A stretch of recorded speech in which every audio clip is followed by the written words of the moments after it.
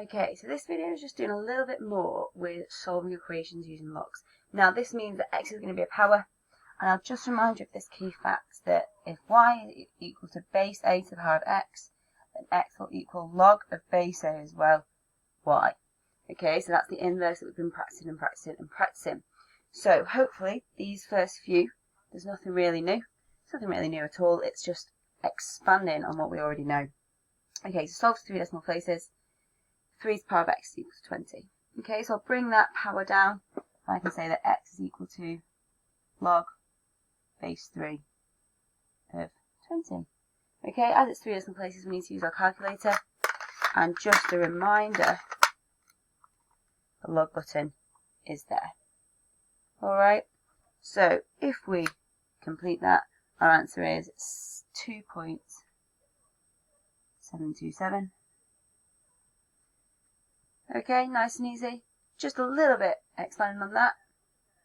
5 to the power of 4 plus 1 equals 61, so it's in the power, so we're going to use log. So let's rewrite it that 4x plus 1 is equal to log base 5 to match that base of 61.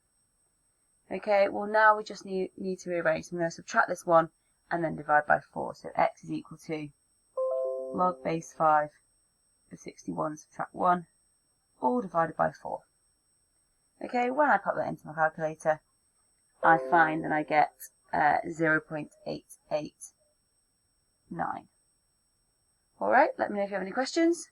Moving on.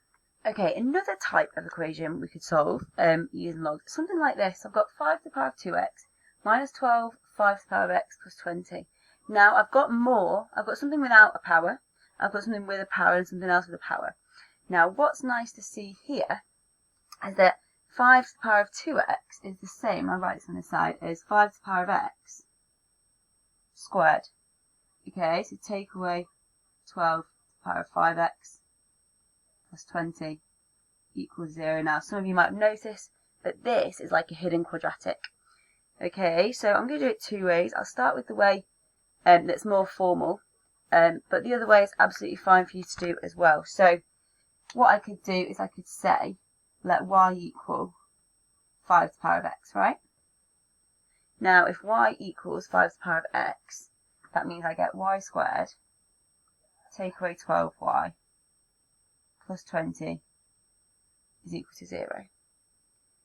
Okay, factorising this out, I get y is going to be minus 10 and minus 2.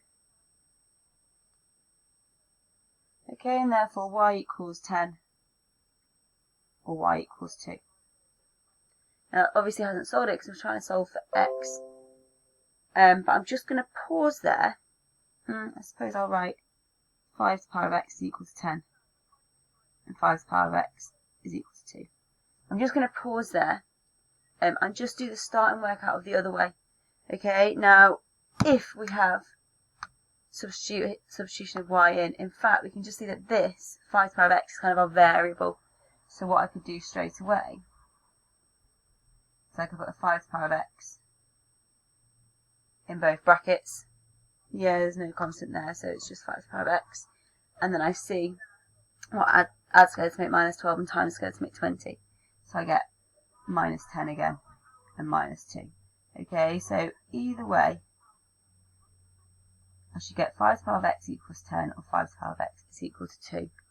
Now this obviously hasn't solved it, but I'll just do the last result once. I'll do it in red because it works for both, so both of these and like this.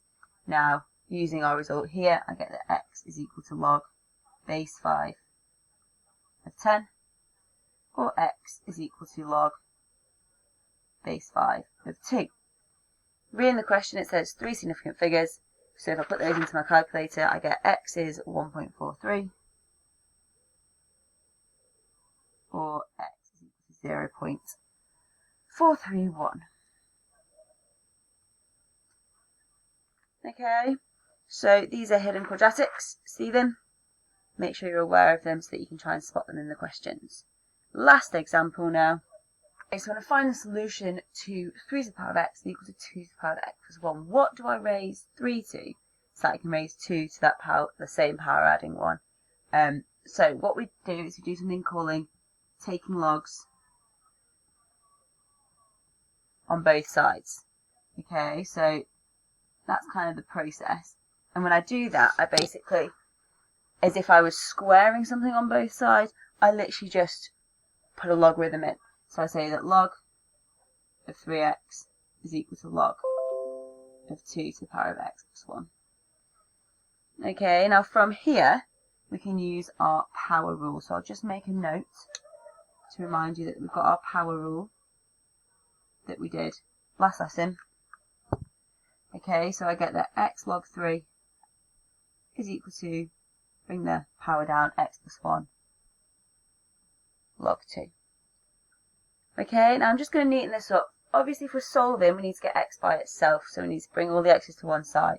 So if we start to neaten that up, I'll get x log 3 is equal to x log 2 plus just 1 log 2. Okay, then I'll bring the x onto one side, so I get x log 3 subtract x log 2 is equal to log 2.